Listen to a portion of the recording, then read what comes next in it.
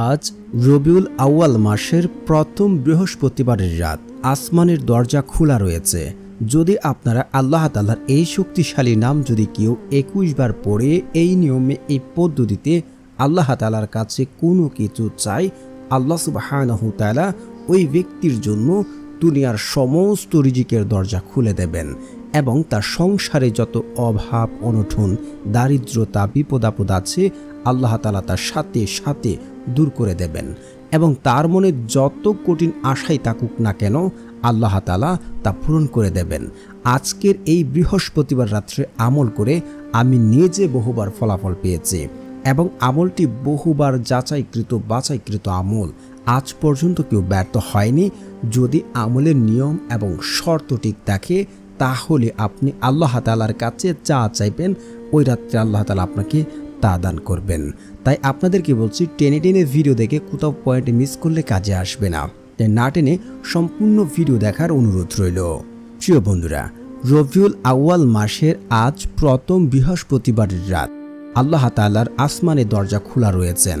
আপনি যদি অভাবে থাকেন, আপনি যদি বিপদে থাকেন, আপনি যদি দারিদ্রতার মধ্যে থাকেন, আপনার সংসারে অভাব রয়েছে, বিপদ রয়েছে, টাকার সমস্যা রয়েছে, ঋণে রয়েছেন বা এমন কোনো বিপদে পড়েছেন যে বিপদ থেকে দুনিয়াতে উদ্ধার হওয়ার কোনো পথ বা কোনো পদ্ধতি আপনি খুঁজে পাচ্ছেন না, তাহলে আজকের এই রাত্রে আল্লাহ তাআলার কাছে আপনি যা চাইবেন আল্লাহ তাআলা আপনার জীবনের সমস্ত সমস্যা দূর করে দেবেন। আমাদের মাঝে অনেক যুবক ভাই আছেন, বেকার রয়েছেন, কোনো কিছু করার চেষ্টা করছেন কিন্তু ভাগ্যের চাকা যেন কোনোভাবে ঘুরছে না। আমাদের মাঝে এমন অনেক মানুষ রয়েছেন যারা বিয়ে করতে চাচ্ছেন বা মেয়ে বিয়ে দিতে চাচ্ছেন কিন্তু কোনোভাবেই যেন তা কুলে উঠতে পারছেন না। কোনো না কোনোভাবে সে সমস্যা বিপদ আপদ ঘাড়ে এসে টেকছে। বিদেশে যেতে চাচ্ছে, বছরের পর বছর মাসের পর মাস সে ঘুরছে কিন্তু কোনোভাবেই যেন বিদেশের ভাগ্য যেন তার লাগছে না। দেখুন, আজকে বৃহস্পতিবারের রাত, রবিউল আউয়াল মাসের প্রথম বৃহস্পতিবারের রাত। আল্লাহ তাআলার আসমানে দরজা খোলা রয়েছে। আমি আল্লাহর কসম করে বলতে পারি, যদি আপনারা নিয়ম এবং শর্ত মেনে আল্লাহ তাআলার কাছে চান আল্লাহ তাআলা আপনার চাওয়া পূর্ণ করবেন। কারণ ওই সময় আল্লাহ তাআলা নিজে তার বান্দাদেরকে ডাকতে থাকেন। যদি আপনার কাছে এমপি বা মন্ত্রী এসে বলে যে আপনার কি লাগবে, আপনার কি টাকার প্রয়োজন, আপনি কি অভাবে আছেন, আপনি বিপদে আছেন, বলেন আজকে আপনার সব কিছু সমাধান করব, তখন তো আপনি ঠিকই হেসে হেসে বলে দেবেন জি আমার তো মুখটা লাগবে। কিন্তু আপনি তো জানেন না ভাই, আল্লাহ সুবহানাহু তাআলা নিম্ন আকাশে নেমে এসে ডাকতে থাকেন তার বান্দাদেরকে। কে আছে বিপদগ্রামী, আমি তার বিপদ দূর করে দেব। কে আছে অভাবগ্রস্ত, আমি তার অভাব দূর করে দেব। কে আছে অসুস্থতায়, আমি তার অসুস্থতা দূর করে দেব। কে আছে আমার কাছে ধন সম্পদ চাইবে, আমি তাকে ধন সম্পদ দান করব। আল্লাহ সুবহানাহু তাআলা নিজে এসে তার বান্দাদেরকে ডাকতে থাকেন। আর আল্লাহ রাসূল সাল্লাল্লাহু আলাইহি ওয়াসাল্লাম হাদিসে স্পষ্ট ভাষায় বলেছেন, যখন কোনো বান্দা আল্লাহ তাআলার কাছে দুহাত তুলে তার নিয়ম এবং শর্ত ঠিক তাকিয়ে আল্লাহ সুবহানাহু তাআলা ওই বান্দার দুহাতকে খালি হাতে ফেরত দিতে লজ্জাবোধ করেন। কখনোই তার বান্দাকে খালি হাতে ফেরত দেন না। কখনো না বলতে জানেন না। আল্লাহর কাছে নো বলতে কোনো শব্দ নেই। ইয়েস, বান্দা চেয়েছে আল্লাহ বলে ইয়েস দেব না এমন শব্দ আল্লাহ তাআলা কখনোই বলেন না।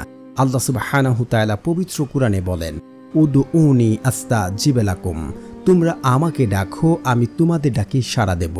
আল্লাহ তাআলা আরও বলেন, তোমরা আমার কাছে দোয়া করো আমি তোমাদের দোয়া কবুল করব। অনেকেই বলতে পারেন দোয়া করলেই ভাগ্য পরিবর্তন হয়ে যায়। জি ভাই, আপনারা তিরমিজি শরীফের হাদিস 2139 নম্বর হাদিসটা যাচাই করে দেখবেন। যে ব্যক্তি আল্লাহ তাআলার কাছে সবসময় দোয়া করে, দোয়াই কেবল পারে তার ভাগ্য পরিবর্তন করতে। অন্য কোনো পদ্ধতি নেই যে বান্দার ভাগ্য পরিবর্তন করতে পারে এবং নেককার ছাড়া তার হায়াত বৃদ্ধি করতে পারে। তো আমরা আল্লাহ তাআলার কাছে চাই না, আমরা বন্ধু বান্ধব আত্মীয় স্বজন পাড়া প্রতিবেশীর কাছে আমাদের দুঃখ কষ্টের কথা বলে বেড়াই, কিন্তু আফসোসের বিষয় আল্লাহ তাআলা নিজে আমাদেরকে ডাকতে থাকেন। আর হাদিস স্পষ্ট ভাষায় আছে যে আল্লাহ তাআলা কখনোই আমাদের দোয়া ফিরিয়ে দেন না। যদি আমরা সঠিকভাবে চাইতে পারি। আল্লাহ তাআলা পবিত্র কোরআনে তো এটাও বলে রেখেছেন, সে জাতি সেই ব্যক্তির ভাগ্য আল্লাহ তাআলা ততক্ষণ পর্যন্ত পরিবর্তন করেন না যতক্ষণ না পর্যন্ত সে নিজে চেষ্টা না করে। আপনি চেষ্টা না করলে কোনো কিছুই পাবেন না, কোনো কিছুই পাবেন না ভাই, কাজে আসবে না। আপনাকে চেষ্টা করতে হবে। চেষ্টার বদলতে আল্লাহ তাআলা আপনাকে ধন সম্পদ দান করবেন। আপনার জীবনে যে 100 কোটি টাকা আল্লাহ তাআলা লিখে রাখেন, সে টাকা ইনকাম করার পরেই আপনার মৃত্যুবরণ হবে, তার আগে আপনার মৃত্যুবরণ হবে না। কারণ রিজিক এতটাই পাওয়ারফুল, এতটাই শক্তিশালী। এখন কথা হচ্ছে, তাহলে আজকের এই আমলটি কিভাবে করব, কোন পদ্ধতিতে করব, আর কেনই বা আমল করার পরও ফলাফল পাচ্ছি না। আগে আমরা আমল জানবো, তারপর কেন দোয়া কবুল করা হয় না সেটা শেষে জেনে নেব। আমলটি করার জন্য সর্বপ্রথম আপনারা উত্তম রূপে উজু করবেন। উজু করে, কারণ আজকের আমলটি হচ্ছে যে সেজদায় অবস্থা আল্লাহ তাআলার কাছে চাইতে হবে। উত্তম রূপে উজু করে আপনারা বসে বসে জিকির পড়বেন, সুবহানাল্লাহ সুবহানাল্লাহ, আলহামদুলিল্লাহ আলহামদুলিল্লাহ, লা ইলাহা ইল্লাল্লাহ লা ইলাহা ইল্লাল্লাহ। এভাবে আপনারা 33 বার এই 3টি জিকির আপনারা করে নেবেন।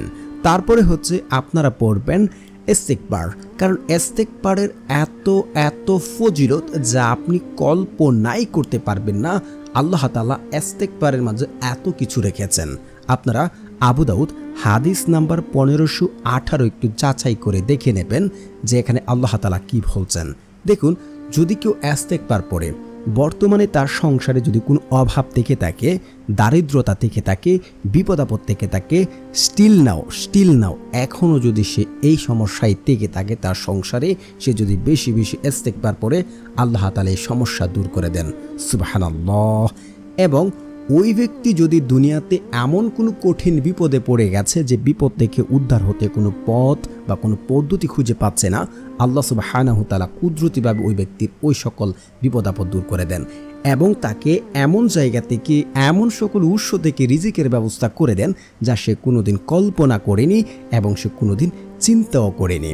তো অবশ্যই আপনার আজকে 100 বার ইস্তিগফার পড়বেন, আস্তাগফিরুল্লাহ আস্তাগফিরুল্লাহ আস্তাগফিরুল্লাহ, আস্তাগফিরুল্লাহ আস্তাগফিরুল্লাহ আস্তাগফিরুল্লাহ। এভাবে পড়বেন না, উচ্চারণ হবে না, তাহলে কাছে আসবে না। তারপরে হচ্ছে আপনারা পড়বেন আয়াতুল কুরসি। আর আয়াতুল কুরসির এতটাই গুরুত্বপূর্ণ একটি ফজিলত, যদি আপনি 5 ওয়াক্ত নামাজের পর কোনো ব্যক্তি যদি আয়াতুল কুরসি পড়ে, ওই ব্যক্তি মৃত্যুবরণ করার সাথে সাথে সে জান্নাতে যাবে। সে মৃত্যুবরণ করে না বিদায় সে জান্নাতে যেতে পারে না। কতটা গুরুত্বপূর্ণ আয়াতুল কুরসি। তো অবশ্যই আপনারা একবার আয়াতুল কুরসি পড়বেন। আল্লাহু লা ইলাহা ইল্লা হুয়াল হাইয়ুল কাইয়্যুম লা তাখুযুহু সিনআতু ওয়ালা নাউম লাহু মা ফিস সামাওয়াতি ওয়া মা ফিল আরদ মান জাল্লাযী ইয়াশফাউ ইনদাহু ইল্লা বিইজনিহি ইয়া'লামু মা বাইনা আইদিহিম ওয়া মা খালফাহুম ওয়া লা ইউহিতুনা বিশাইইন মিন ইলমি ইল্লা বিমা শাআ ওয়াসি'a কুরসিয়ুস সামাওয়াতি ওয়াল আরদ ওয়া লা ইয়াউদু হিফযুহুমা ওয়া হুয়াল আলিয়্যুল আযীম। তারপরে হচ্ছে আপনারা পড়ে নেবেন যারা বিদেশে গেছেন, ব্যবসা দিয়েছেন, বেকার আছেন, মানে ঋণের সমস্যায় পড়ে গেছেন, ঋণ পরিশোধ করতে পারছেন না, অপারগ হয়ে গেছেন, কোনোভাবে ঋণ পরিশোধ হতে পারছে না, এই দোয়াটি আপনারা 7 বার পড়বেন। দোয়াটি হচ্ছে আল্লাহুম্মা কফিনি বিহালালিকা ওয়ান হারামিকা ওয়া আগনিনি বিফাদলিকা আম্মান সিওয়াক। আমি আবারও পড়ছি, আল্লাহুম্মা কফিনি বিহালালিকা ওয়ান হারামিকা ওয়া আগনিনি বিফাদলিকা আম্মান সিওয়াক। তারপরে হচ্ছে আপনারা পড়ে নেবেন দুরূদ শরীফ, কারণ দুরূদবিহীন দোয়া কবুলই হবে না, সেটা আসমানে গিয়ে জ্বলন্ত অবস্থায় থাকবে। আর যে ব্যক্তি সকাল সন্ধ্যায় রাসূল সাল্লাল্লাহু আলাইহি ওয়াসাল্লামের উপরে দুরূদ পড়ে, কিয়ামতের ময়দানে হাসরের সময় আল্লাহ রাসূল সাল্লাল্লাহু আলাইহি ওয়াসাল্লামের নিকটবর্তী থাকবে, সুবহানাল্লাহ। তো অবশ্যই আপনারা দুরূদ শরীফ পড়বেন, 3 বার পড়বেন এবং দোয়ার শেষে 3 বার পড়বেন। যারা দুরূদ ইব্রাহিম পারেন না, ছোট্ট দুরূদ পড়ে নেবেন, সাল্লাল্লাহু আলাইহি ওয়াসাল্লাম সাল্লাল্লাহু আলাইহি ওয়াসাল্লাম সাল্লাল্লাহু আলাইহি ওয়াসাল্লাম। তারপর দোয়ার শেষে আবার 3 বার পড়বেন, সাল্লাল্লাহু আলাইহি ওয়াসাল্লাম সাল্লাল্লাহু আলাইহি ওয়াসাল্লাম সাল্লাল্লাহু আলাইহি ওয়াসাল্লাম।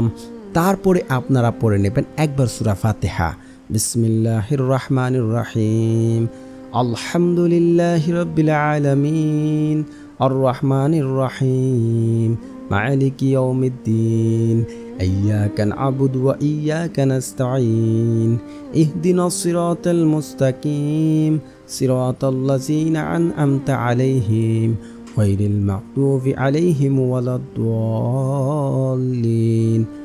আমিন। তারপর হচ্ছে আপনারা পড়ে নেবেন 10 বার সূরা ইখলাস।